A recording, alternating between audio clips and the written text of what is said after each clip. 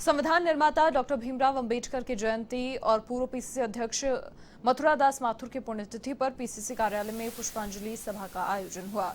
इस दौरान पीसीसी अध्यक्ष गोविंद सिंह डोटासरा, पूर्व पीसीसी अध्यक्ष सचिन पायलट सहित कई कांग्रेस नेताओं ने पुष्प अर्पित कर उन्हें श्रद्धांजलि अर्पित की।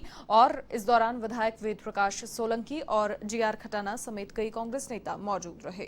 कार्यक्रम में डोटासरा ने कहा कि देश के निर्माण में बाबा साहेब के योगदान को भुलाया नहीं जा सकता है।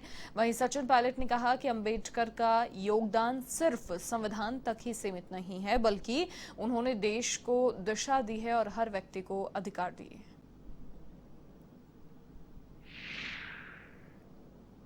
मुझे पूरा विश्वास है, उम्मीद है कि जिन मुद्दों को लेकर जिन जनप्रतिनिधियों ने बातों को उठाया था, उस पर तुरंत प्रभाव से कार्रवाई होनी चाहिए और मुझे लगता है होगी भी। लेकिन ये ऐसे मुद्दे हैं जो किसी एक व्यक्ति के नहीं है, क्षेत्र के नहीं है, समाज से जुड़े हुए हैं। और जो दलित वर्ग है, क्योंकि आज 14 अप्रैल है, हमें समझना पड़ेगा कि दलितों पे कई अत्याचार होता है, उनका शोषण होता है, उन पर उनके साथ भेदभाव होता है।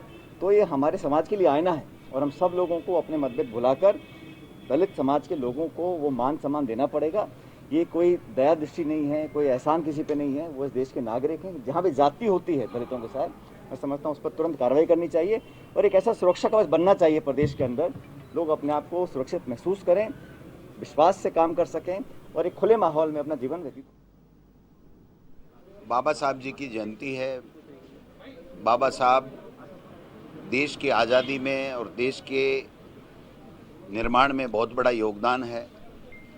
भारत का संविधान बाबा साहब ने दिया, जिसके ऊपर हम सब लोग चलते हैं, जिसको हम सब लोग मानते हैं। लेकिन दुर्भाग्य है कि देश में ऐसी ताकतें केंद्र में सत्ता में बैठ गई जो बाबा साहब का नाम तो लेते हैं, लेकिन बाबा साहब के बनाए हुए संविधान को मानते नहीं हैं।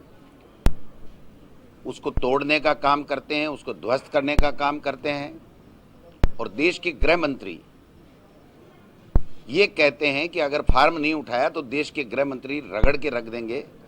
तो ये बाबा साहब ने संविधान में कहीं ये नहीं लिखा था कि किसी को चुनाव लड़ने का अधिकार नहीं है। बाबा साहब ने ये संविधान में व्यवस्था दी थी कि कोई भी व्यक्ति जो स्वस्थ मस्तिष्क का हो और जिसकी 25 साल उम्र है, वो एमएलए एमपी का चुनाव लड़ सकता है, जो देश का नागरिक हो।